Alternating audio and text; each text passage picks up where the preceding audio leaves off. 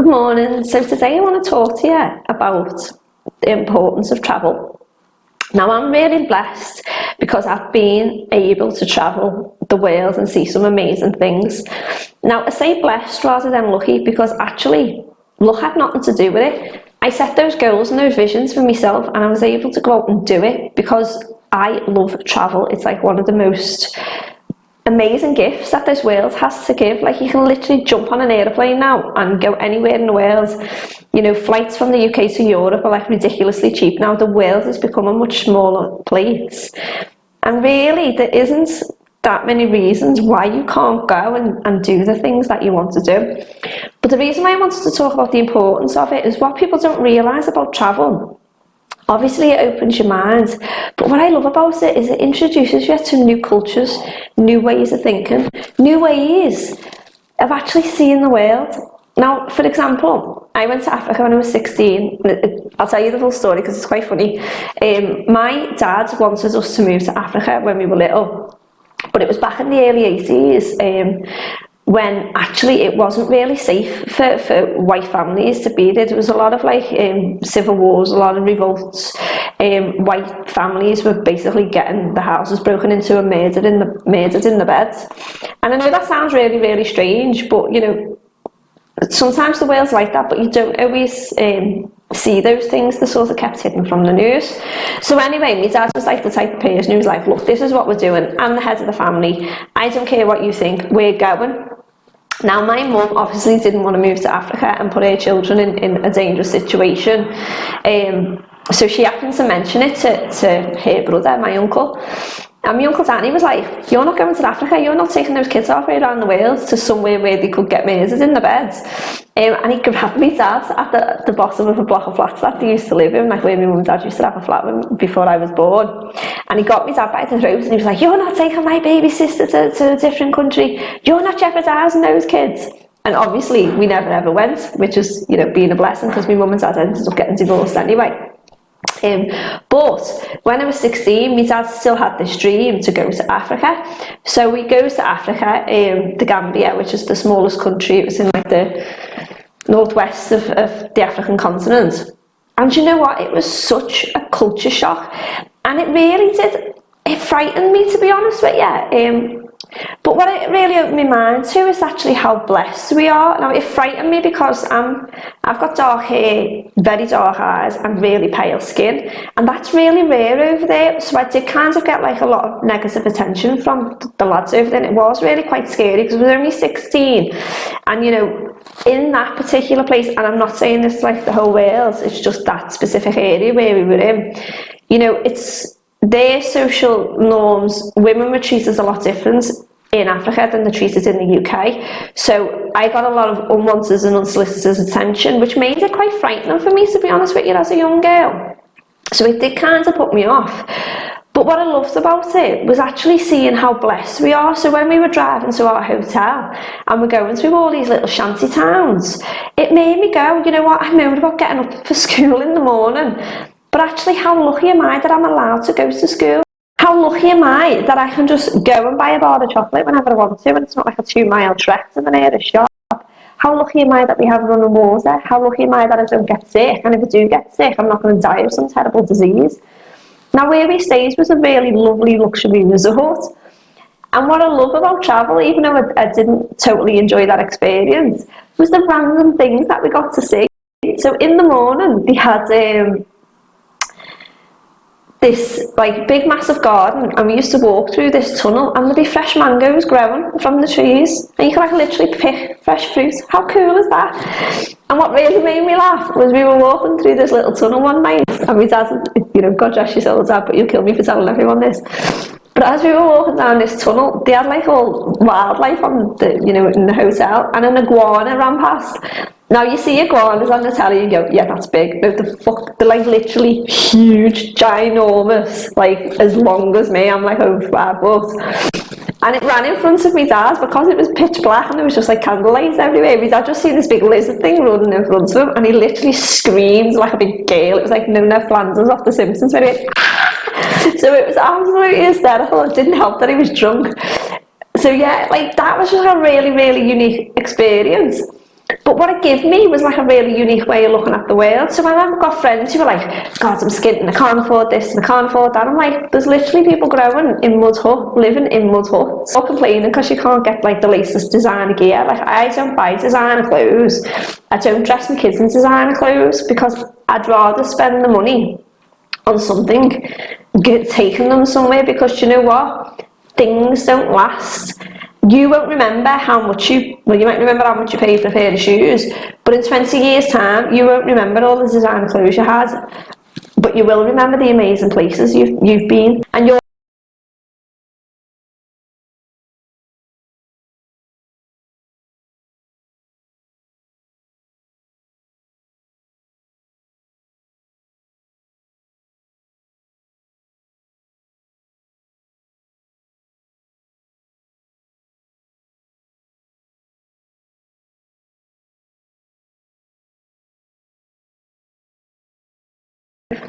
so like another example of somewhere where we went.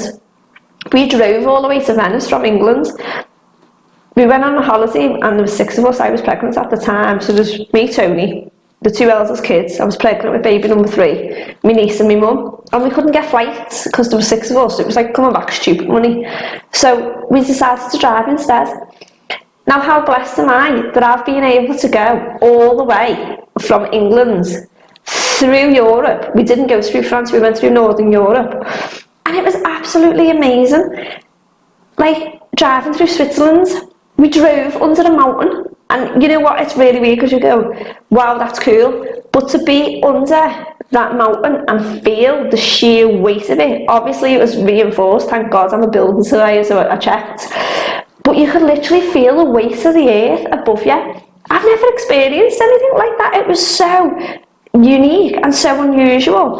And then when we came out the other end of the tunnel, which took like about 40 minutes to drive underneath this mountain, and we were driving up through the Alps, and we stopped at a service station, and it was overlooking a lake, and there's all these boats in the middle of a mountain on a lake, and it was an absolutely glorious roasting hot day, and you're like literally standing on top of the world, and it was just breathtaking.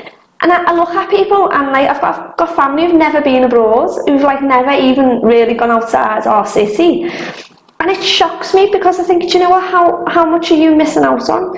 I mean, we think of the big cities, like I keep going to say lucky, but it's honestly, it's not luck, I'm blessed. I made those goals and I went out of my way to achieve them. Sometimes we had to sacrifice to do it, sometimes we had to cut back, other times I used, like with the trip to Venice, I used the law of attraction to achieve that. I was like, I'm taking my niece to Italy next month, I haven't got a clue how I'm going to do it, but that's what I set my goal for. And do you know what, within 2 weeks I had the money available to do it, because all weird random stuff happens, and I won't talk about that now. I'll do another video about the law of attraction and money mindset. But honestly, you can achieve those things. So what I wanted to ask you was, you know, if money was no object, where would you go? What would you do? You might think you need millions to go travelling, or when I'm rich I'm going to sail the world.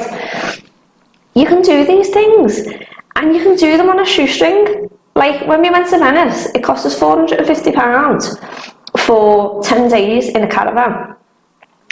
And it cost us about, I'd say £200 there and back, driving with like the ferry fares and stuff.